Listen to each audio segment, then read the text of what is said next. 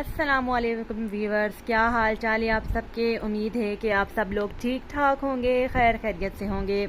मेरी पिछली वीडियो में मैंने आप लोगों को बॉडी मूवमेंट की इंग्लिश सिखाई थी, तो अब मैं आप लोगों के लिए लाई हूँ स्पीक इंग्लिश एट स्कूल, यानी आप स्कूल में इंग्लिश किस तरीके से बोले। कुछ ऐसे वर्ड्स आ जाते हैं जिसमें हम SVO नहीं कर सकते अपने माइंड में उसी वक्त, जो हमें झटपट बोलने होते हैं, फराफर बोलने होते हैं उसी वक्त। तो वो उसमें SVO मतलब हम subject plus verb plus object तो अपने दिमाग में उस वक्त नहीं बना सकते, क्योंकि कुछ वर्ड बोलने के लिए हमें SVO की ज़रूरत नहीं पड़ती। ये इंग्लिश एक ऐसा समंदर है जिसमें हम जितना जाते जाएंगे उतना ही मतलब खोते जाएंगे। ये एक ऐसा समंदर है। तो चले बिना किसी देरी के let start. Say your lesson, तुम अपना सबक सुनाओ।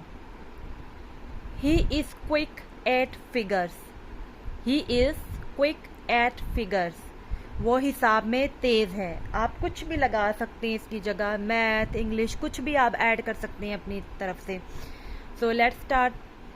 The roll is being called, the roll is being called, हाज़िरी लग रही है। यानी टीचर जब आपकी हाज़िरी लगा रही होती है तो हमें कभी मतलब जैसे कि कोई मॉनिटर होता है क्लास में, तो वो कहता है ना कि please be quiet, the roll is being called, यानी हाज़िरी लग रही है, तो ये उसी के लिए यूज़ होता है। ही बेयरली गॉट पासिंग मार्क्स, ही बेयरली गॉट पासिंग मार्क्स, इसने बामुश्किल पास होने के नंबर लिए।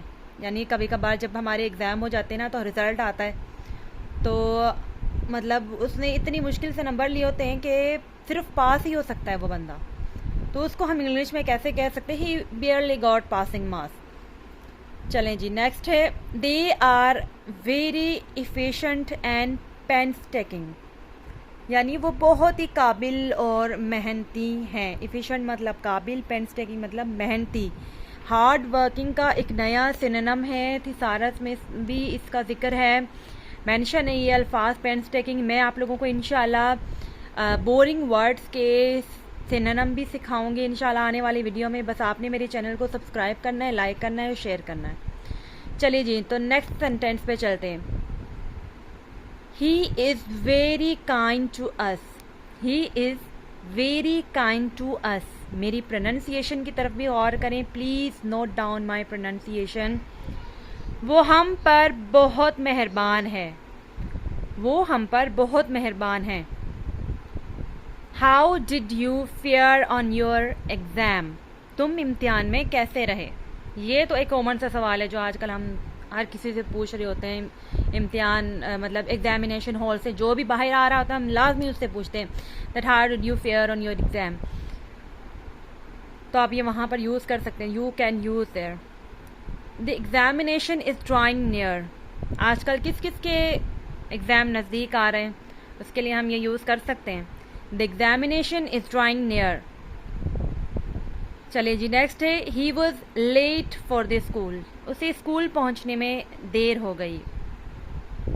उम्मीद करती हूँ कि आप लोगों को मेरी ये वीडियो बहुत ही अच्छी तरीके से समझ आई होगी। इसी तरह के सेंटेंसेस में आप लोगों के लिए रोज़ाना अपलोड करती रहूँगी। आप लोग मुझे सपोर्ट करते रहें ताकि मैं आप लोगों के लिए ऐसी नई नई वीडियो लाती रहूँ। और अगर जिस भी टॉपिक पे आप लोगों ने सीखना है, टेंसेस बनवाने, फ्रेजल वर्ब्स हो गए, वोकैबुलरी हो गई, या बोरिंग वर्ड्स की जगह आपने कुछ न्यू वर्ड्स इस्तेमाल करने, यूज़ करने, तो वो सब मैं आप लोगों के लिए अपलोड करूँगी।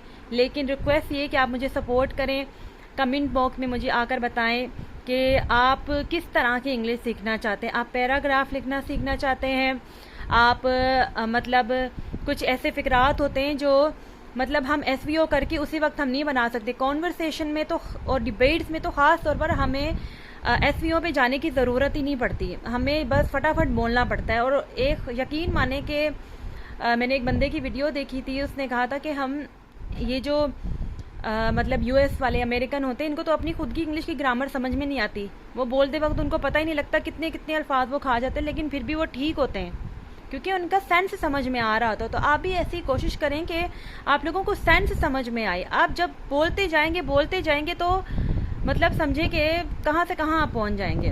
बस just ignore those people who don't even appreciate your work. So thank you so much.